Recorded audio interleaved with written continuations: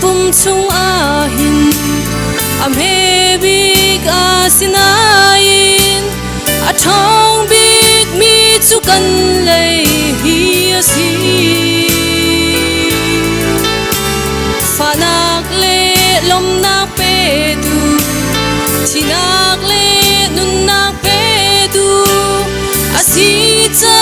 le man chiam e he Patian ni kan cha shanga a tha bigin a sermi kan lei man chami si chau si mi bom tu le phim nak bia a chim tu a mangu si kan lei a nun na che ti long se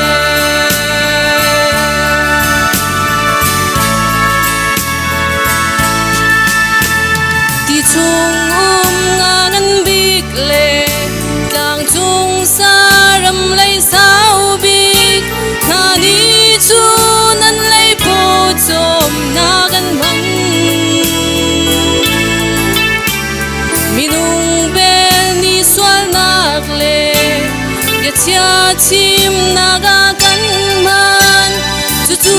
zum tu na kan ral si Patian ni kan cha shanga a tha bigin a sarmi kan lei man chami si chau si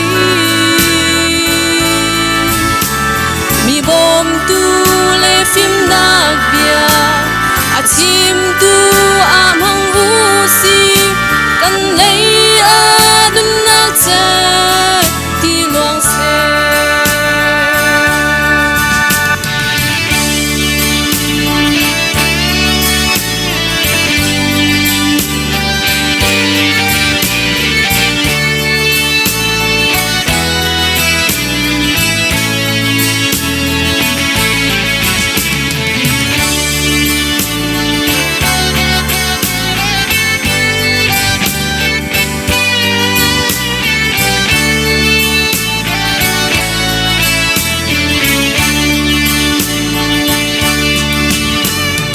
Nak thong cha chim i